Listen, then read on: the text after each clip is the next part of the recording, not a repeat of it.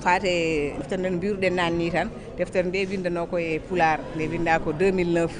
yen bindunoma nde Pulaar ene wayi deftere nde yeeya ha gassi caggal mum kadi 2015 kadi nde multa enes kadi multinen ɗum mbaɗen ɗo kadi ñalawma dédication eɗen jetta kadi IOG eɗen jetta Mamadou Diop eɗen jetta Fatimata Sy mo ganduɗa kañum woni coordinatrice rokkude en salon mbaɗɗen ɗo henna ko jiɗɗen ko wadde eɗen jettaɓe eɗen ñagonoɓe Allah moƴƴere wadde en mbaɗi ɗum ɗo 2015 Allah waɗi kadi en batti ɗum ɗo hikka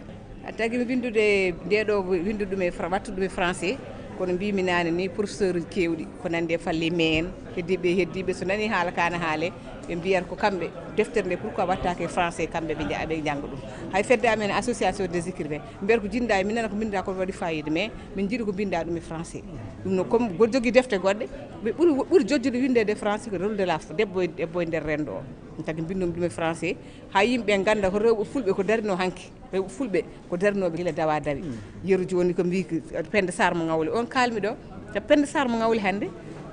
fonno ko waɗede ziyara minen rewɓe min poti waɗande Penda Sarr mo Ngawle ziyara par ce que gueɗe tiiɗɗe mo waɗatno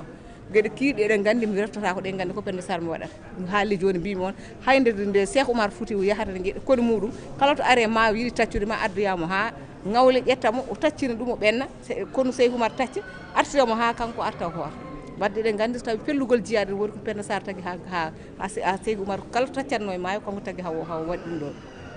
kaali hen rewɓe woɗɓe waɗeno hunde Ibrahima en ɓe mbiɗen ko jangguɓe pour wasiyade sukaɓe meɗen ɓe jangguɓe hande ɓe yo wattu hakkille so tawi a woni pulla janggui ya wattu feere e yimɓe dowriɓe saabu ɓen ko woppaɓe caggal yimɓe dowriɓe ko woppaɓe caggal ne poti wattede hen ɓe mbaɗane safruji ɓe mbaɗane dispensaire ɓe mbaɗane école aji kono yimɓe mbi ne gaddata ko ala toɓe ɗum goni to yimɓe tawoyɓe to noon hinde Ibrahima wi yoɓe tawoy toɓe goni to ɓe mbaɗane toon safrirɗe mabɓe ɓe mbaɗane toon kala gueɗe mabɓe timmude kamɓe koye rendo heɓe jeeya saabu so woto o yonti en taw yaɓɓe toon ɓe ƴetten carte mabɓe ɗe ɓe goto sen gayɗe mbawa woppudeɓe toon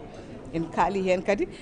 worɓe kadi tigui rigui en ɗongo jiɗɗen ha en kaali hen worɓe no guurde e rewɓe Foutankoɓe kadi e batte debbo e nder rendo rewɓe Foutankoɓe ne guuri gurdam musɗam e nder dewle ko fate rewɓe hay rewɓe ɗanniyankoɓe hen saaha nana debbo ina wiiya min de mi sellani joom gallam mbi ko yomi jooɗo ha lewru maayi neldam kaali mi yaaha dispensaire mo sellani so ɗaccama ha lewru maayi bindanama ordonnance wiyama ha lewru maayi yo jooɗo ha nedde ɗum aɗa andi wona ko moƴƴi debbo Foutanko ina wuuri rese e nder galle ekiraɗo ko gorko ɓiɓɓe ko gorko yimɓe fof kofu ɗum guna e